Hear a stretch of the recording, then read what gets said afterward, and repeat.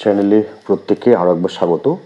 আজকে তোমরা যদি পিএসসি ওয়েবসাইট ফলো করে থাকো তাহলে দেখবে পিএসসি আরও একটি গুরুত্বপূর্ণ পরীক্ষার রেজাল্ট প্রকাশ করেছে। বিগত 2-3 দিন ধরে তোমাদের সঙ্গে আমি পিএসসির বিভিন্ন আপডেটগুলো শেয়ার করছি এবং এটা বোঝানোর চেষ্টা করছি যে পরীক্ষা বা রেজাল্ট বা ইন্টারভিউ বা এই যে নিয়োগ প্রক্রিয়া যেগুলো আগের থেকে শুরু হয়েছিল সেগুলো কিন্তু থমকে থাকার মতো কোনো রকম ব্যাপার নেই।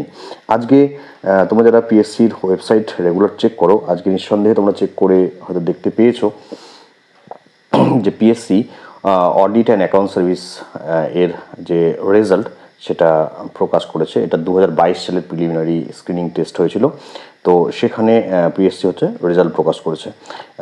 তো এটা হলো একটা নিঃসন্দেহে ভালো খবর এই জন্য যে আমরা যারা চিন্তিত রয়েছি প্রিভিয়াস পরীক্ষাগুলো নিয়ে, যে আগের এই পরীক্ষাগুলো যেগুলো ডিক্লেয়ার হয়েছিল সেগুলো হবে কি হবে না, তো তাদের জন্য নিঃসন্দেহে একটা ভালো খবর। এছাড়াও হচ্ছে পিএসসি এই যে অডিট অ্যান্ড অ্যাকাউন্টসের 2022 সালের এই যে রেজাল্ট, সেটা ছাড়াও কিন্তু পিএসসি আরও দুটো নোটিশ প্রকাশ করেছে জুনিয়র ইঞ্জিনিয়ারের সেই রেজাল্টের পরে, সেই যে ভ্যাকেন্সি আপডেটের পরে।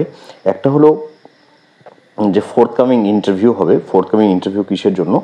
সেটা হচ্ছে recruitment to the post of deputy director of হচ্ছে archaeology in the directorate of archaeology and museum in WBGS under the department of information and cultural affairs, government of West Bengal. তো এটার একটা নোটিশ প্রকাশ করেছে, অর্থাৎ ইন্টারভিউয়ের জন্য শিডিউল দেওয়া হয়েছে। আর একটা কি, schedule of interview for recruitment to the post of deputy director in archaeology in West Bengal. যাই হোক, এই দুটো একই রকম। ব্যাপারটা হলো যে এই যে রেজাল্টগুলো দিয়েছে, দেখো 26শে জুন একটা ইন্টারভিউ রয়েছে, আর হচ্ছে কি date of sending e call letter through email পাঠানো, ইমেলের মাধ্যমে কল লেটার পাঠানো হবে 19শে জুন তারিখে। এবং যে দুজন ইন্টারভিউ দেবে তাদের নাম এবং অন্যান্য তাদের যে তথ্যগুলো সেগুলো এখানে শেয়ার করা হয়েছে। তো এটা থেকে আমরা খুব সহজেই এটা আমরা সিদ্ধান্তে পৌঁছাতেই পারি যে হাইকোর্টের যে রায়টা ছিল, যেখানে বলাই হয়েছিল যে হাইকোর্টের সেই রায়ের পরিপ্রেক্ষিতে, যেটা ওবিসি সংক্রান্ত রায়, তার পরিপ্রেক্ষিতে পূর্বে শুরু হওয়া কোনো চাকরির পরীক্ষা বা প্রক্রিয়া কোনো রকম হ্যাম্পার্ড হবে না। তো আজকে আমরা এই অডিট অ্যান্ড অ্যাকাউন্টসের 2022 সালের প্রিলিমসের যে রেজাল্ট, যেটা আমরা ওয়েবসাইটে এখন দিয়েছে অ্যাভেলেবেল, তো এটা থেকে কিন্তু খুব সহজেই আমরা অনুমান করতে পারি যে আমাদের এই ক্লার্কশিপ বা পিএসসি মিসলেনিয়াস পরীক্ষা, যেটা হচ্ছে ফর্ম ফিল আপ ইতিমধ্যে হয়ে গিয়েছে, সেটা কোনোরকমভাবেই স্থগিত হওয়ার কোনো সম্ভাবনা নেই। শুধুমাত্র ডিপার্টমেন্ট মনে করলেই বা গভর্নমেন্ট মনে করলেই সেই পরীক্ষাটা সময় মতো নিয়ে নিতে পারে। আর এই যে অডিট অ্যান্ড অ্যাকাউন্টস, এখানে যে কাট অফটা দেখা যাচ্ছে, এখানেও যদি দেখা যায় তাহলে আরও একটা জিনিস এখান থেকে দেখা যাবে যে কাট অফ কিন্তু বরাবরের মতোই general, OBC A, OBC B এই দুটো ভাগেও ভাগ রয়েছে। ওবিসিটাকে দুটো পার্টে যে ভাগ, মানে পার্ট ছিল ওবিসি এ এবং ওবিসি বি, সেই দুটো পার্টেই কাট অফটা দেওয়া হয়েছে।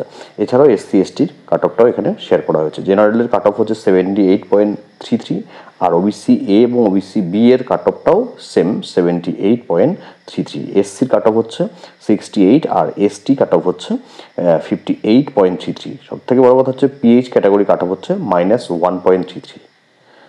পিএইচ ক্যাটাগরি কাট অফ হচ্ছে -1.33, অর্থাৎ 1 নম্বরের থেকেও অনেকটা কম নম্বর পেলেই হচ্ছে এখানে যারা এই ক্যাটাগরি থেকে রয়েছে, pH category ডিফ and hard of hearing, তো এরকম যদি কেউ থেকে থাকে সে কিন্তু খুব সহজেই হচ্ছে ইন্টারভিউতে সুযোগ পেয়ে গিয়েছে। তো এখন ব্যাপারটা হলো এই যে ওবিসি এ এবং ওবিসি বি, এটা থেকে যেটা বোঝা যাচ্ছে যে যেহেতু এটা 2022 সালের পরীক্ষা, তখনকার রিক্রুটমেন্ট, তখনকার অ্যাডভার্টাইজমেন্ট, তো সেটা কিন্তু প্রভাবিত হয়নি। এবং আমি আবার বলছি যে হাইকোর্ট বলেই দিয়েছে তাদের রায়ে যে ইতিপূর্বে শুরু হওয়া কোনো পরীক্ষা পদ্ধতি সেটা কিন্তু সেই রায়ের দ্বারা প্রভাবিত হবে না।